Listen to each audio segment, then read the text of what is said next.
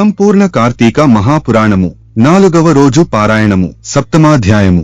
ఓ జనక రాజేంద్ర, కల్మషఘ్నమైన కార్తీక మహాత్మ్యంలో పుష్పార్చన దీప విధానాలను చెబుతాను విను.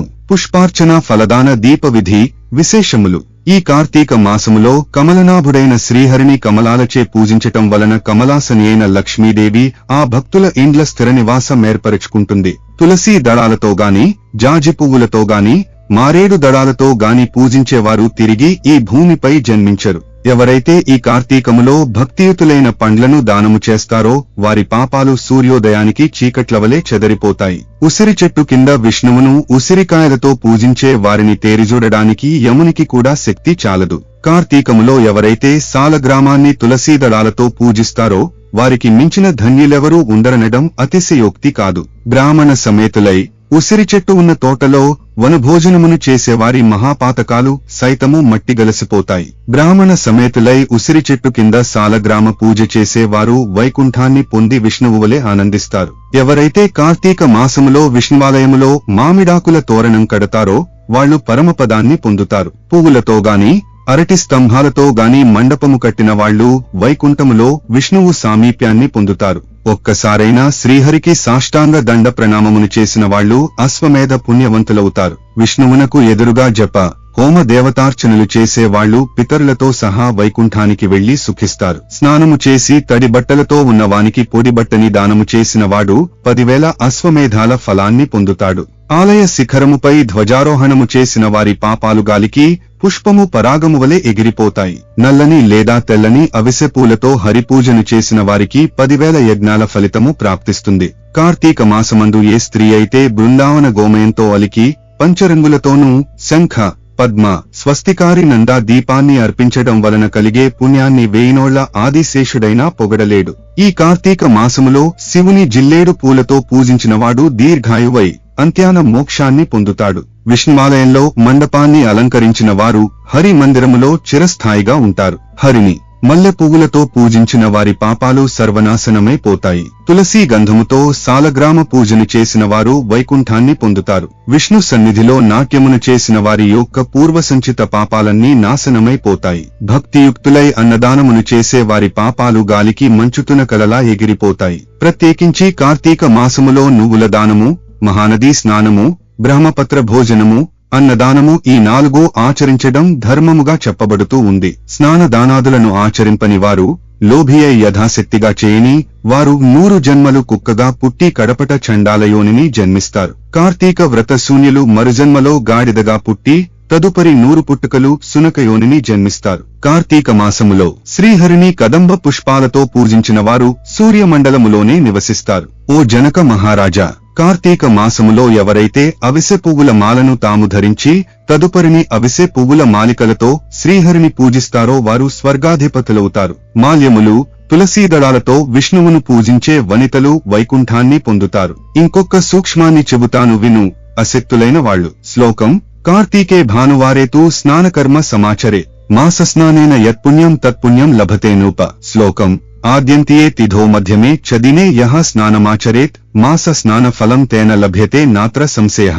కార్తీక మాసంలో ఆదివారం నాడు లేదా శుక్ల పాడ్యమి నాడు గాని, పూర్ణిమ నాడు గాని, అమావాస్య నాడు గాని సంకల్పరహితముగా ప్రాతః స్నానం ఆచరించడం వలన కూడా ఆ మాసమంతా స్నానము చేసిన పుణ్యం లభిస్తుంది. ఆ పాటి శక్తి కూడా లేని వాళ్లు కార్తీక మాసము నెల రోజులు ఈ సంపూర్ణ కార్తీక మహాపురాణాన్ని చదివినా వినినా కూడా స్నానఫలాన్ని పొందుతారు. కార్తీక మాసము సాయంకాలాలో దేవాలయాలలో శివ విష్ణు స్తోత్రాలను పఠించేవారు కొంతకాలము స్వర్గలోకములో ఉండి అనంతరము ధ్రువలోకాన్ని పొందుతారు. ఇలా ప్రతి కార్తీక మాసములో ఎవరైతే హరిహరులను స్మరించకుండా ఉంటారో వాళ్లు 7 జన్మల పాటు నక్కలుగా పుడతారనడంలో ఏమీ సందేహము లేదు. సప్తమాధ్యాసమాప్త. అష్టమాధ్యాయము. వశిష్ఠుడు చెప్పినదంతా విని జనకుడు అడుగుతున్నాడు, మహర్షి, మీరు చెప్పినవన్నీ వినిన తరువాత నాకొక సందేహము కలుగుతోంది. వర్ణసాంకర్యాది మహాపాపాలను చేసిన దుర్జనులు వేదత్రయోక్తాలైన ప్రాయశ్చిత్తాలను చేసుకుననిదే పరిశుద్ధులు కారు అని సమస్త ధర్మశాస్త్రాలలోనూ ఘోషిస్తుండగా కేవలం కార్తీక వ్రతాచరణ ధర్మలేశము చేతనే సమస్త పాపాలు హరించుకుని పోయి వైకుంఠాన్ని పొందుతారని చెప్పడంలోని మర్మమేమిటి? ఇది ఎలా సంభవం? అత్యంత స్వల్పమైన పుణ్య మాత్రము చేతనే గొప్ప గొప్ప పాపాలు ఎలా నశించిపోతాయి? గండ్రగొడ్డళ్లతో కూడా కూలనేయ సాధ్యముగాని మహాపర్వతాన్ని కేవలము కొన వ్రేలిగోటితో కూల్చడము సాధ్యమవుతుందా? అగ్ని దగ్ధమవుతున్న ఇంటిలో ఉన్నవాడు ఆ మంట మీద పురిషెడు నీళ్లు జల్లినంత మాత్రాన అగ్ని ప్రమాదము తొలగిపోతుందా? ఏ మహానదీ ప్రవాహములోనో కొట్టుకునిపోయే వారిని ఓ పాటి గడ్డిపరక గట్టుకు చేర్చగలుగుతుందా? తనకు తానే కొండచర్యలలోని ఏ లతాసూత్రాన్నే పట్టుకున్నంత మాత్రము చేతనే నదీపాత వేగాన్నించి సంరక్షించబడతాడా? వశిష్ఠ, ఈ విధమైన దృష్టాంతాల రీత్యా మహాపాపులైన వాళ్లు సహితము అతి స్వల్ప కార్యమైన కార్తీక వ్రతాచరణము వలన పాపరహితులు, పుణ్యాత్ములు ఎలా అవుతారు? వీటికి సమాధానమేమిటి? జనకుడి ప్రశ్నకు జ్ఞానహాసమును చేస్తూ ఇలా చెప్పసాగాడు వశిష్ఠుడు. జనకుని ప్రశ్నలకు వశిష్ఠుని జవాబు. వశిష్ఠ ఉవాచ, మంచి విమర్శే చేశావు మహారాజా, చెబుతాను విను. ధర్మాన్ని సూక్ష్మముగా చింతించాలేగాని స్థూల రూపాన్ని మాత్రమే ఆలోచించకూడదు. అదిగాక వేదశాస్త్ర పురాణాలన్నీ కూడా అనేక ధర్మ సూక్ష్మాలను మనకందిస్తున్నాయి. ఆయా ధర్మసూత్రాల వలన కొన్ని పర్యాయాలలో గొప్ప గొప్ప పుణ్యాలు స్వల్పమైనవిగాను, స్వల్ప పుణ్యాలు గొప్పవిగాను పరిణమిస్తుంటాయి. ధర్మాలన్నీ గుణత్రయముతో కూడుకుని స్వల్ప నల్పతలను సిద్ధింపచేసుకుంటాయి. మూల ప్రకృతి అయిన మహామాయ కారణంగా సత్వర జస్తమస్సులనే 3 గుణాలు కూడా ఏర్పడ్డాయి. వీటిలో సత్వగుణ ప్రధానమైనవి ధర్మ సూక్ష్మాలు. కర్మకాండ, తపస్సు, ప్రాయశ్చిత్తాలన్నీ కూడా రజోగుణం వలన ఏర్పడ్డాయి. తర్కము, దైవేతర చింతనతో సాగించే దైవీయ కృత్యాలు, ఆచరించే దానధర్మాలు ఇవన్నీ కూడా ధర్మము యొక్క స్థూల స్వరూపాలు. ఇవి తమోగుణము వలన ఏర్పడతాయి. వీటిల్లో సత్వగుణ ప్రధానముగా ఆచరించే ధర్మాలు స్వల్పముగా తోచినప్పటికీ దేశకాల యోగ్యతాదుల వలన విశేష ఫలాలను ఇస్తాయి. దేశము అంటే పుణ్యక్షేత్రం, కాలము అంటే పుణ్యకాలము, యోగ్యత అంటే పాత్రత. బ్రహ్మజ్ఞత కలవాళ్లు ఈ మూడింటినీ చింతించకుండా చేసే సర్వధర్మాలు తామసాలు, వీటి వలన పాపాలు నశించవు. కాబట్టి దేశకాల యోగ్యతలను విచారించి చేసేవే సత్వధర్మాలు. వీటిలో కొన్ని సమకూడి కొన్ని సమకూడక జరిపేవి రజోగుణ ధర్మాలని వేరే చెప్పనక్కరలేదు కదా జనకరాజా.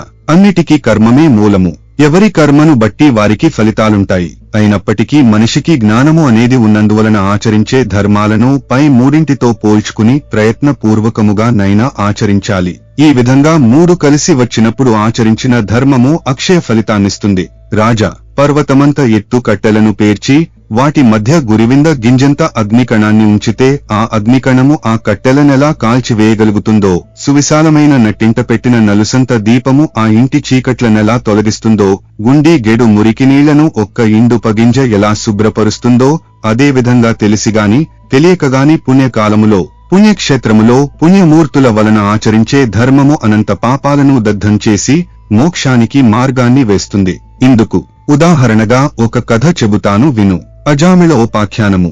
బహుకాలం పూర్వం కన్యాకుబ్జ క్షేత్రవాసి సార్థక నామధేయుడునైన సత్యనిష్ఠుడనే బ్రాహ్మణునికి అజామిళుడనే కుమారుడు ఉండేవాడు. వాడు పరమ దురాచారుడు, దాసీ సాంగత్యపరుడు, హింసాప్రియుడుగా ఉండేవాడు. సాటి బ్రాహ్మణ గృహములోని ఒకానొక దాసితో సాంగత్యమును పెట్టుకుని తల్లిదండ్రులను మీరి ఆ దాసీ దానితోనే భోజన శయానాదులన్నిటినీ నిర్వర్తిస్తూ కామాంధుడై వైదిక కర్మలన్నింటినీ విడచిపెట్టి కేవల కామాసక్తుడై ప్రవర్తించసాగాడు. తద్వారా బంధువులతా అతనిని వదిలివేశారు. కులము వాళ్లు వెలివేశారు. అందువలన ఇల్లు వదిలిపెట్టిపోవలసి వచ్చిన అజామిళుడు చండాలపు వాడలోని ఒకానొక దాసీ దానితో కాపురము పెట్టి కుక్కలను మృగాలను ఉచ్చులు వేసి పట్టుకునే వృత్తితో బతికకే జనాలలో లీనమై మధుమాంస సేవనా లోలుడై కాలమును గడపసాగాడు.